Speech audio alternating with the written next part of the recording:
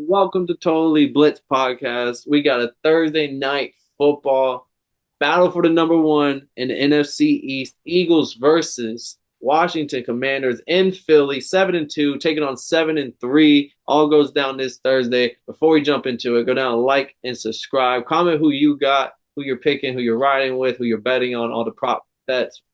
I'm Paul Pickham William Concha, and I'm joined with You already know, man. It's the boy Kev Waterboy, some boy. But imagine, Paul.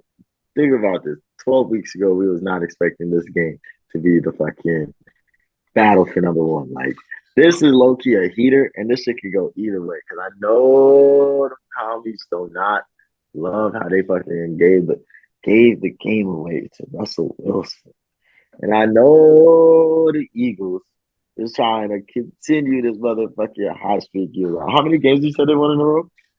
5 in a row on the streak right now. And Nick Sirianni, like it says crazy, like Nick. It sounded like not even 2 weeks ago we were motherfuckers were screaming for Nick Sirianni's head on the plate. Now it's like we'll take his head, but you can leave where you can leave his head where it's at for now. That's just how it is in Philly. Everyone talks about the New York media, the New York market, all of that stuff. And Robert Saleh had a job. I mean, not his fault. The team was doing bad. No one held that defense was looking a lot better under Saleh and with as a Jets head coach. But like, motherfucker had like 2 losing seasons in a row. His job was not at stake. Arguably, some people say if Aaron Rodgers wasn't the quarterback this year, he might still be the Jets head coach right now. Um, Probably. and that's the New York media. Fucking Philly, you'd be 4-2, and you just happen to lose that week. They're talking about, bro, this guy don't know what the fuck he doing out here, bro. Get him out of here, bro. Yeah, These niggas drove Andy Reid out. bro. They made Santa Claus cry during a halftime performance with snowballs, bro. Like they don't play when it comes to this sport. They Bro, they say one stadium you don't go to with your fan gear on if you're an opposing fan. Like these motherfuckers made Jalen Hurts. These motherfuckers probably had Doug Peterson over Jalen Hurts. they ran Dougie P out of town. They ran Nick Foles out of town after Super Bowl season. They ran Carson Wentz after MVP season. Like they don't give you start sucking, you're out of here. So yeah, it's the Nah, 7-2 these now. Lose the these walk, niggas it could be these chopped. niggas these niggas ran AI out of town. It's ruthless in these streets of Philly, as Meek Millie would tell you.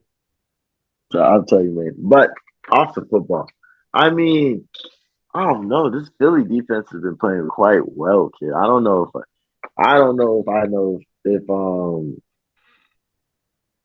if Big Dog can draw something up for them boys. I don't know. What you think? You think Jaden Daniels comes back after the close loss last week? Definitely gonna make him lock in more. I feel like anytime you get a close loss, you start all those little loose screws, you tying them up a little bit because it's all right. We need that to like relight the fire. We just kind of on a 3 game win streak. We kind of let the rails get loosened. Oh yeah, we came back down to earth, tying the bitches back up. So I do think they're gonna come in a little bit more ready than what they looked like these past couple of weeks. Dan Quinn, especially on the defensive side, he's played against Jalen Hurts. He's played against Philly. He knows this system. He's gonna have them boys, I think, ready on a short week. Cliff Kingsbury's getting his guy in the best position. He's on a fuck you tour quietly on the NFL right now. He's just making sure, like he's on Jay Daniels looking nice. It is if you listen to Pat McAfee in the top five in the trenches, this is the pinnacle top five O lines in the past like 3-4 weeks. Has been like Washington has been one of them, and so has the Eagles. Defensive side is I do kind of agree with you. Eagles probably have the edge because, like I said, for like the past ever since the Cincinnati game, I was like, they're sneakily top five offense and defense, only team right now in the league doing that. I think it was top 10 at the time. Well, now as of this week, they're top five in both. So like they are the only team that's kind of in those metrics of their like they're solid on both sides of the ball. Washington run game, I think the reason also Washington might have had closer games is they didn't have Brian Robinson. He was game time decision for Sunday. He didn't play. Austin Eckler can only do so much type shit. So I think he plays this game. and if he plays, maybe that helps their rushing attack kind of balance out with Jaden Daniels because Jaden Daniels has been taking a lot of hits, a lot of unnecessary hits too with his like rushing. Sometimes he got a slide, homeboy, but I don't know, Cause I do honestly. I think fuck defense. I think these are the two. Like this is Lamar Jackson. Like when he played against Lamar and the Ravens, it wasn't like their defense was a factor, don't get me wrong, but it was 30-23. And it was almost feeling like whoever had a ball last, that's kind of the team I think is winning. Like I'm getting the same similar vibes here where it's gonna be like this is a divisional game. Maybe it could be all defense. Fucking we've been seeing sloppy turnovers. But I just feel like this is gonna be like 24-27, 30-27. Like this is gonna be Jane Daniels, Jalen Hurts, and this is what the NFL is hoping for. A fucking dual threat quarterbacks, both that can run the ball and throw. Like there's multiple Lamar Jacksons out there. Like that's just electric for fucking ratings.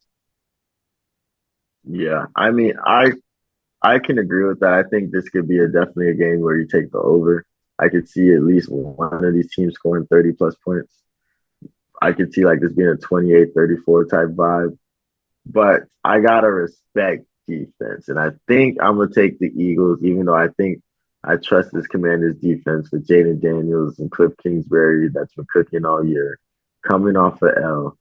And Dan, like you said, Dan Quinn, who understands that's fucking Eagles offense from playing them so many times.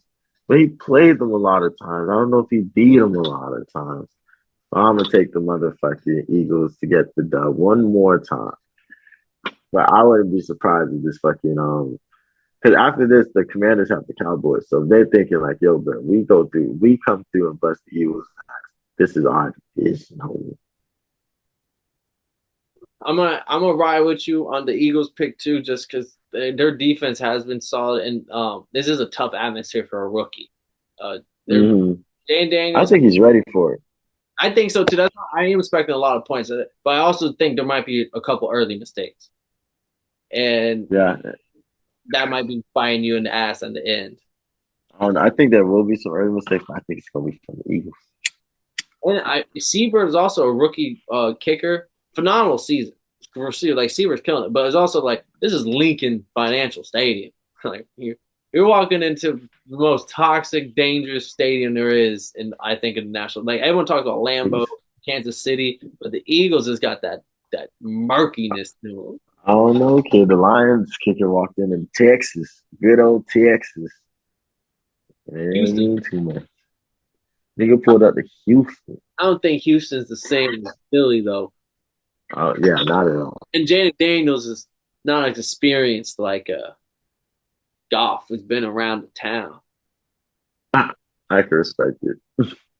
But I do think Daniels is ready for the moment. But in the end, I think the Eagles edge it out. I'm gonna be upset if fucking Dan Daniels has his him moment here, and we're sitting here like I'm not gonna be I'll be surprised. I'll be fucking I'm like not gonna be surprised. Yeah, I'm like, we're high on this team. Like, we think this team can come in and get the dub, but we gonna rock with the Eagles. yeah. Like shit, my rookie of the year pick. We'll see how you do. As always, See? go down, like and subscribe, comment who y'all got this Thursday night. What prop bets you're riding with? As always, I'm Oh Paul. my gosh, yeah, he owns Evan, that ball way too long. boy. And if y'all didn't know, now I know, motherfuckers.